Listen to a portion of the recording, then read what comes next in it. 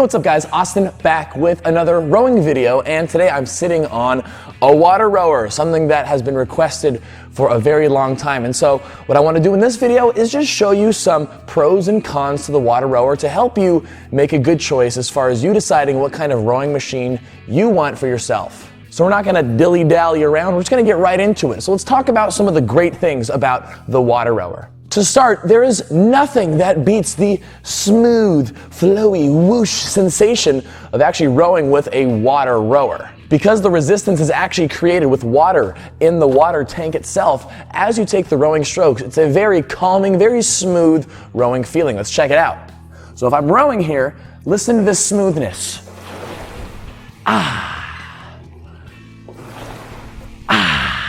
Now you don't have to go after each rowing stroke, but you can hear that whoosh, which sounds a lot more pleasant, at least to a lot of people, compared to like the air damper fan of the Concept 2.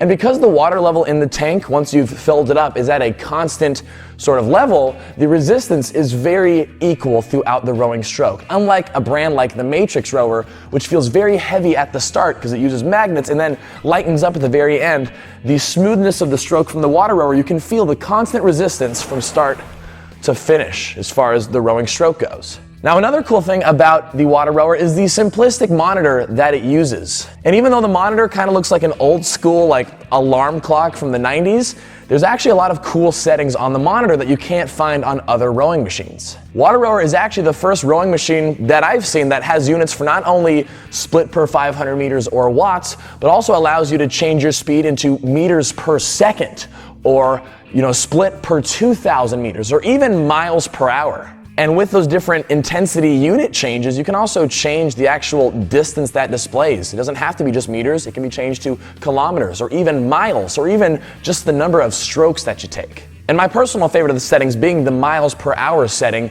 that kind of allows you to equate your rowing to something that's a lot more familiar to us, like on the treadmill, or if you're cycling. A lot of people have trouble equating a split per 500 meters, but miles per hour is something that we all kind of see on a daily basis, whether we're driving or walking or running. So it's a great unit to use to help you kind of gauge your intensity in a different way. And one of the last really cool things about the water rower is that they come in a lot of different stylish varieties. I'm not really one for fitness style, but as far as the amount of choices they have, as far as different colors and finishes and styles to the water rower itself, all at different price points, of course, you can really find a water rower that not only is just functional for you, but is actually might even look stylish in your home or your studio, so you can get that sleek, cool look. And with price points starting around $900 or so, it's a comparably affordable machine compared to a lot of the other rowing machines. And no, they don't all come in this bright orange color. So those are some of the really cool aspects of the water rower, but it also has some things that I'm not quite a fan of. And the first thing I want to point out is something that a lot of people might not think about, but it's actually the placement of the seat and the foot plates.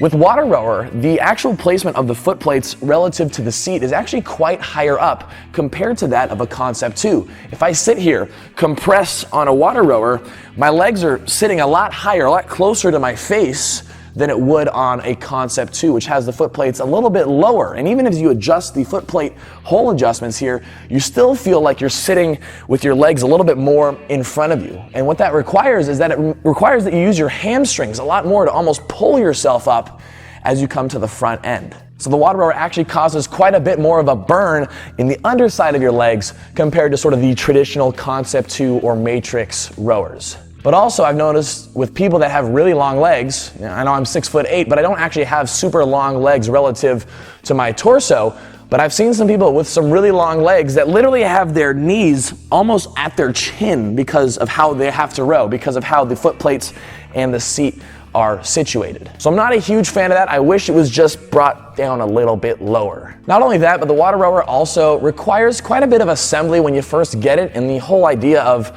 a water tank means if you want to change your resistance, you have to fill it up with water or siphon the water out of it. It's a lot more complicated than just the simplicity of changing a damper fan setting on the Concept 2 or switching the magnetic dial on a Matrix rower. So those things are just kind of little pains in the butt, you know? And my biggest gripe with the WaterRower, I think, is its performance comparable to the gold standard of the Concept 2. As far as actually completing a rowing effort on a WaterRower, whether it's 100 meters or 2,000 meters or a half marathon, WaterRower helps you finish these distances significantly faster, even if you're producing the same amount of power that you would do on a Concept 2.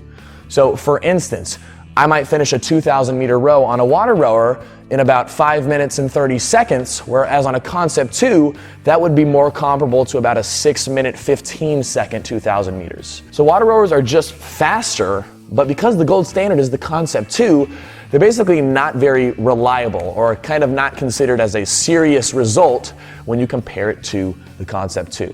And that just has to do with, how the machine and the computer interact, but it's something that is still a big issue to this day when it comes to comparing WaterRower and Concept 2 times. They're just not very comparable.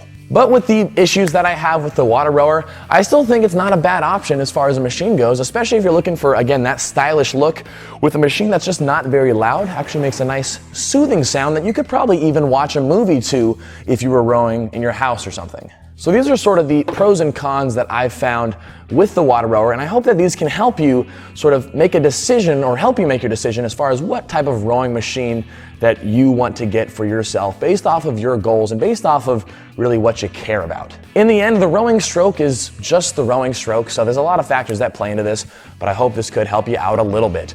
Remember, if you're looking for a beginner's rowing workout guide, the ultimate beginner's rowers workout program, not only breaking down exactly how to fine-tune your rowing technique so that you row as efficiently and well as possible, but also comes with a 4-week workout guided program just for you who just got a new rowing machine. Be sure to check out my new ebook, Row Your Fat Off. You can find a link for that down in the description box down below, or you can just visit trainingtall.net. Thank you guys so much for watching the video. Hope you enjoyed. If you did, leave a like and let me know what you think about the WaterRower down in the comments below. Thanks for watching, and I will see you in the next video.